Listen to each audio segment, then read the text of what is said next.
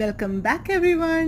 അപ്പോൾ ലാസ്റ്റ് വീഡിയോയിൽ പറഞ്ഞത് നമ്മൾ മാർക്കറ്റിൽ നിന്ന് ഇറങ്ങായിരുന്നു എന്നല്ലേ. നമ്മൾ മാർക്കറ്റിൽ നിന്ന് ഇറങ്ങിയിട്ട് ഓടി കാറിൽ കയറിയിട്ട് നമ്മുടെ നെക്സ്റ്റ് ഡെസ്റ്റിനേഷനിലേക്ക് പോയിക്കൊണ്ടിരിക്കുകയാണ്. അടുത്തതായി നമ്മൾ പോണത് ഇവിടുത്തെ ഒരു നാഷണൽ പാർക്കിലോട്ടാണ്. അപ്പോൾ അതിനു മുമ്പ് പറയട്ടെ, നമ്മുടെ വീഡിയോസ് കണ്ട് നല്ല അഭിപ്രായം പറഞ്ഞവർക്ക് ഒരുപാട് താങ്ക്സ് ഉണ്ട്. ഇനി എല്ലാവരും വീഡിയോസ് കാണണം.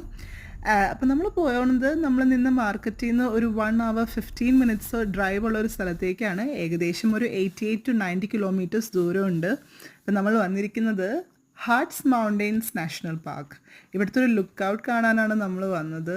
ഓ മൈ ഗോഡ്, ഇതൊരു ബ്രെത്ത് ടേക്കിംഗ് ആയിട്ടുള്ളൊരു പ്ലേസ് ആയിരുന്നു. ഇവിടെ നമ്മൾ രണ്ടുപേരും മാത്രമേ ഉണ്ടായിരുന്നുള്ളൂ. ഇവിടെ കണ്ടോ, കണ്ണെത്താ ദൂരത്തോട്ട് കുറേ മൗണ്ടെയ്ൻസും ഫോറസ്റ്റ് ഏരിയയാണ്. ഭയങ്കര പീസ്ഫുൾ ആൻഡ് ക്വയറ്റ് പ്ലേസ് ആയിരുന്നു. നമ്മളിവിടെ വന്നപ്പോൾ ഇവിടെ ക്യാമ്പിങ് ചെയ്യാനും ഹൈക്ക് ചെയ്യാനും ഒക്കെ പറ്റുമെന്ന് അറിഞ്ഞു. പക്ഷേ ഹൈക്കിനൊക്കെ ഒരു 4 to 6 hours വരെ പിടിക്കും. നമുക്ക് ടൈം കുറച്ച് റെസ്ട്രിക്റ്റഡ് ആയതുകൊണ്ടും കുറച്ച് സ്ഥലങ്ങളിൽ എത്താനുള്ളത് കൊണ്ടും നമ്മൾ പെട്ടെന്ന് ഇത് വ്യൂസൊക്കെ കണ്ടിട്ട് നമ്മുടെ അടുത്ത ഡെസ്റ്റിനേഷനിലേക്ക് പോവുകയാണ്. സോഫി, നമ്മളിവിടെ എത്തിയെന്ന് ഈ മാഷിനോട് ചോദിച്ചാലോ? മാഷൊന്നും മിണ്ടുന്നില്ല. എന്നാൽ സോഫിയോട് തന്നെ ചോദിക്കും. സോഫിയെ, നമ്മളെവിടെ എത്തി?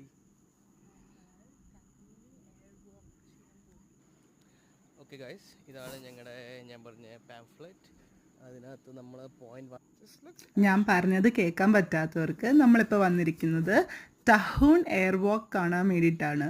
ഇത് ഗ്രൗണ്ട് ഫ്ലോറിൽ നിന്ന്, അത് ഫോറസ്റ്റ് ഫ്ലോറിൽ നിന്ന് ഒരു 30 meters ഹൈയിൽ സ്ഥിതി ചെയ്യുന്ന ഒരു എയർ വാക്കാണ്. അപ്പോൾ നമ്മളിപ്പോൾ ഒരു കാര്യം കണ്ടുപിടിച്ചു. പുഷ്പയിലെ മിസ്സിങ് ആയിട്ടുള്ള ചന്ദനമൊക്കെ ശിഖാവത് സിംഗിനോട് പറയണം ഇവിടെ ടാസ്മാനിൽ വെള്ളത്തിൽ കിടപ്പുണ്ടെന്ന്.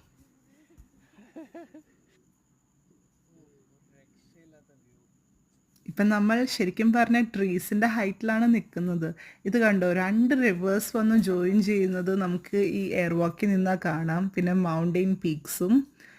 ഈ സ്ഥലം എന്ന് പറഞ്ഞാൽ 2019 ഇവിടെ ഓസ്ട്രേലിയയിൽ വൈൽഡ് ഫയേഴ്സും സമ്മർ ഭയങ്കര ചൂടൊക്കെ ആയിരുന്നപ്പോൾ വളരെയധികം എഫക്റ്റഡ് ആയിട്ടുള്ളൊരു ഏരിയ ആയിരുന്നു. ഇതൊരു വർഷത്തോളം ഇവർ ക്ലോസ് ചെയ്തിട്ടിട്ട് ഫുൾ റെനോവേറ്റ് ചെയ്ത് ഇപ്പോൾ ഓപ്പൺ ചെയ്തിരിക്കുകയാണ്.